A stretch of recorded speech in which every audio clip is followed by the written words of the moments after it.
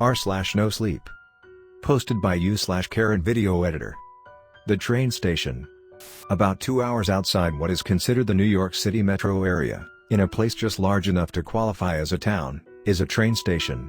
I've occasionally used it, taking the train into the city with friends for something like a concert or a fun weekend out when I was older. Now, at the age of 18 and needing a job, I found myself submitting an application to work there. To my delight, the interview was straightforward and my work as a waitress seemed sufficient background in the customer service industry because I got the job without needing to jump through any hoops. Jobs are always in short supply living in a small town, especially the variety of your options.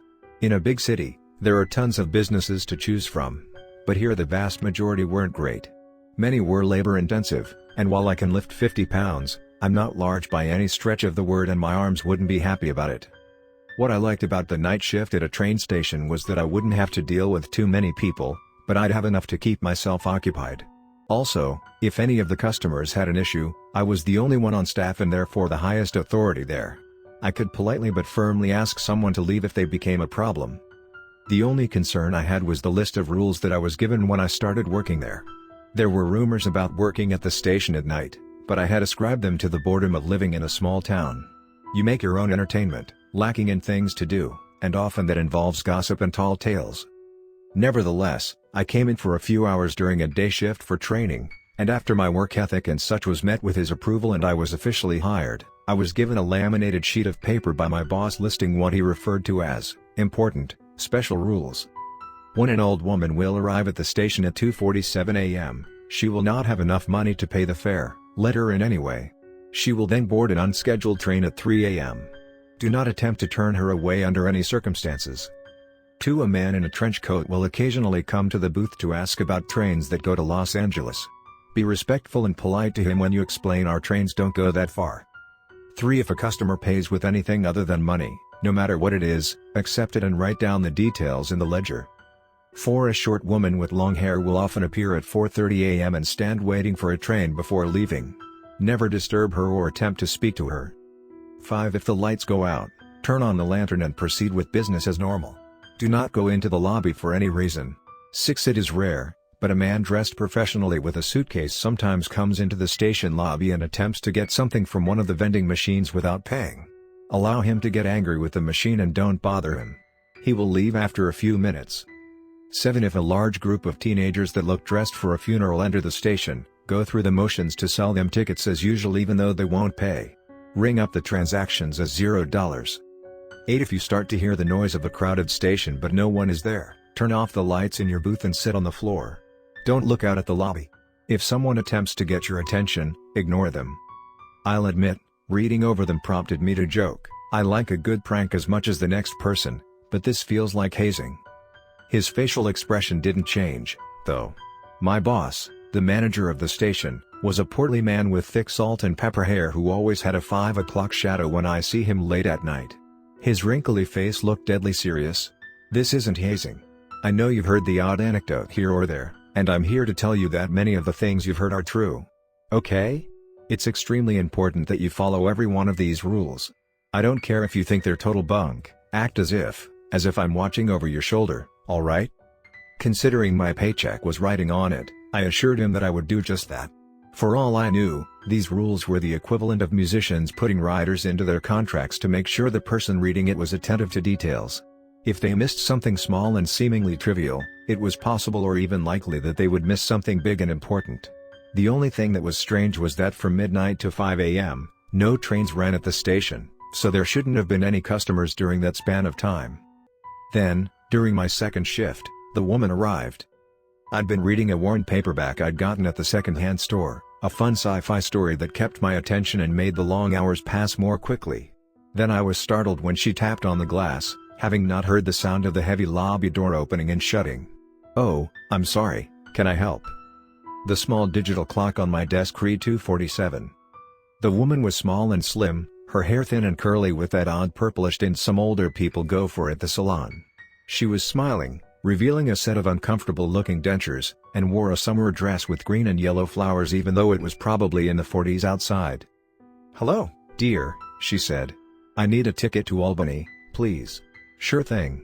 I glanced around the lobby, but there was no one else there. With a mental shrug, I went into the system on my computer and brought up the destination, selecting a ticket and adjusting it so the price was free. "Here you go. Have a good night," I said with my customer service smile. "Thank you, dear," she replied. She picked up a cane that I hadn't seen, resting against the booth, and slowly made her way to the door. With surprising ease considering her slight figure, she pushed it open and went outside. The door shut behind her, the sound of the latch echoing in the empty room, and I blew a raspberry at the unclimactic event. Then at 2:57, I made what was probably an unwise decision. I decided to go watch the woman to see if she'd left.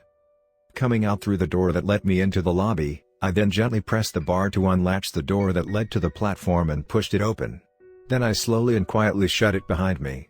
Looking down the platform, I saw her waiting patiently for a train that would never arrive.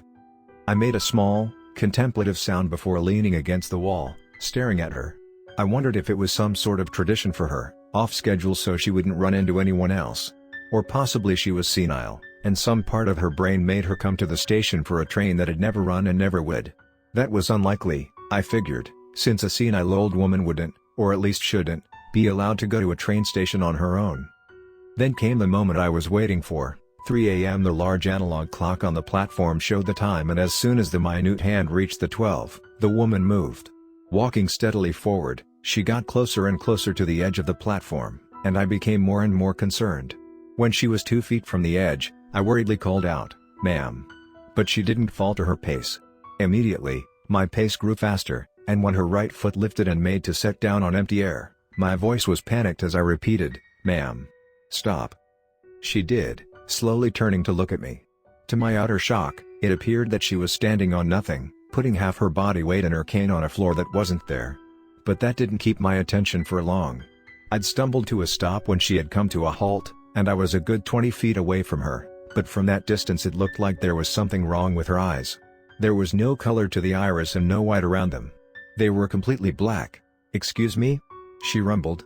Something in her tone sent a shiver down my spine and made the hairs on the back of my neck prickle as if an icy wind had struck me. I found myself instinctively stammering, "Sorry," and staring at her in shock.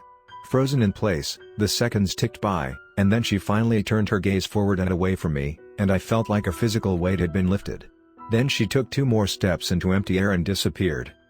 I stood there staring at the spot where she'd vanished for a good minute, going over everything that had happened, and feeling like I'd dodged a bullet. That's when I realized I'd technically broken the rule. Do not attempt to turn her away under any circumstances. Telling her to stop walking was a violation. Perhaps it was my reflexive apology that saved me from her wrath, if there were indeed repercussions to breaking the rule. Finally, I slowly turned and walked back inside, unlocking the door to the booth with the key on my belt and returning to my seat. Sitting in the silence that now felt eerie, I went over what had happened in my head several times. Was she a ghost? A demon? Something else? I had no idea. But I found myself questioning if the job was worth the risk if these sorts of things happened often. Then again, I had the list of rules. All I needed to do was follow them, right? It was possible that I'd almost made an extreme mistake that night, but everything had worked out in the end. Now I knew that the rules I'd been given were entirely serious. So, I took in and let out a long breath, picked up my book, and started reading where I'd left off.